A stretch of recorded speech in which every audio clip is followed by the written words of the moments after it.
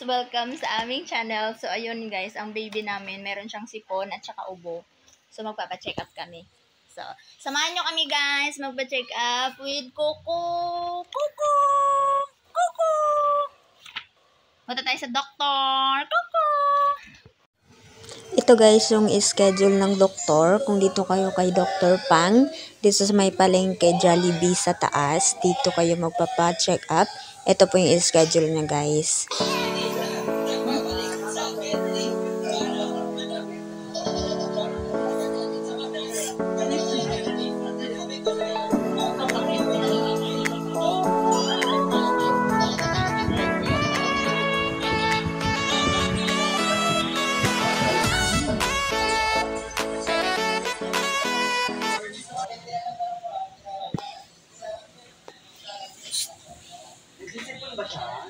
Meron po.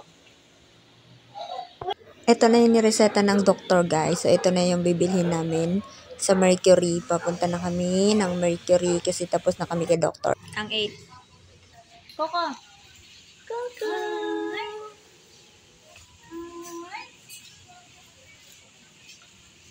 Coco, bibili tayo ng gamot mo sa sipon tsaka ubo. Kawawa naman yan, guys, oh. Tingnan niyo si Coco, oh. Matamlay, guys, oh. Ayaw niya tumingin sa camera, guys, oh.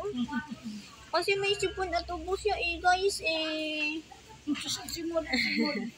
Kawawa man ang bata niya yan kasi likot-likot, guys, eh.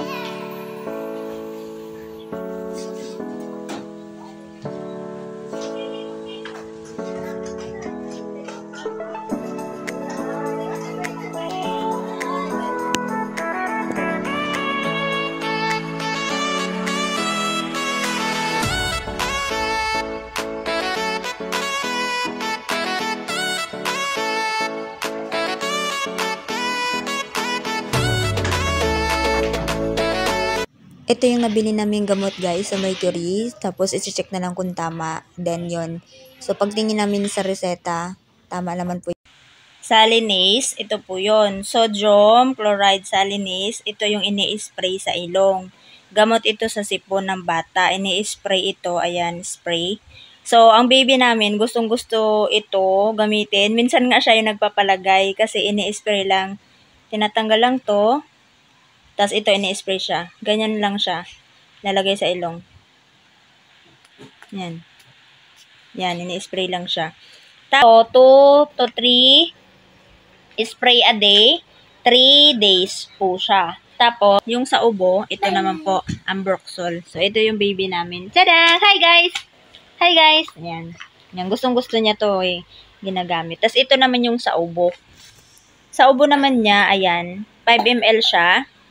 Ito yung nakalagay dito. Ambroxol siya, 5 ml, 3 times a day din. Tapos, ito, pinainom namin siya kanina, kaya medyo mahirap siyang painumin, kaya kailangan dalawa kayo kasi hahawakan siya para mainom niya to.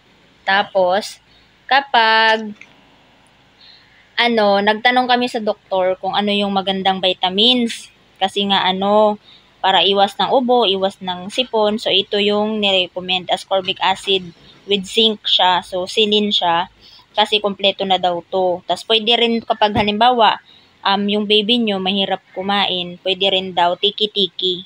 Kaya, yun. Ito na lang yung binili namin kasi ito naman yung dati niyang vitamin. So, ito siya, dito siya, vitamin C. 5 ml daw, once a day. So, ito, once a day lang siya kasi vitamins naman siya. So, ito yung sa ubo, at ito yung sa sipon. Ito yung box niya. So, ang amount nito, pag binili sa Mercury, binili namin to sa Mercury Drugs. So, itong silin, ito ay 154.50. So, ito siya. Tapos, yung Ambroxol, 48 pesos and 50 centavos. Ito yon. Yung Ambroxol, 48 pesos and 50 centavos. Then, yung Salinase, ayan, 102 pesos. 102. So, yun yung mga amount. Ito, 154.50. Tapos, ito, 102. And then, 48.50 naman ang amount nito. Sa Mercury lang namin siya binili.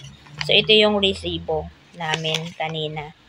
So, ayun guys, kapag may mga sakit ang ating kabibihan, mga baby natin, kailangan nating ipa-doktor kasi malay mo, merong infection or ano, mag-iba talaga kapag galing sa doktor kasi i-check nila doon. Tapos yun, ang sabi naman, malinis naman daw yung baga niya, kaya wala naman daw mga plema na namuo or something na mga hika-hika, kaya yun. Ingatan na lang daw, wag papawis ng likod. Tapos, yun. So, any problem naman, pwede namang makontak yung doktor kung anong doktor kayo magpapacheck up. So, yun guys. Thank you so much. Bye-bye. Bye-bye. Bye-bye. Bye-bye. Bye! Ayun guys, nakauwi na kami ni Coco. And then, yun yung sabi ng doktor. So, advice ng doktor guys na kailangan mag-vitamins sa mga bata para hindi sila mabilis magkasakit at yun, may kulangot kabi. May kulangot ang baby namin. So, ayan, para hindi sila mabilis magkasakit, guys. Kailangan nilang mag-vitamins. Ay, sus. No, yun. So, ayun yun, guys. I-spray natin to sa kanya. Thank you, guys, for watching. Don't forget to like and subscribe to my channel. Bye-bye, guys. Bye-bye, guys. Bye-bye. Love you. May kulangot ako, guys. Pero syempre hindi namin siya pinupwersa na punas-punasan kasi baka masugat. Masugat kasi manipis pa yung mga skin nila. So ayun, kamay-kamay lang guys. Tapos or yung mga wet wipes or yung yung mga hindi matitigas na tela. So ayun. Oh, bye!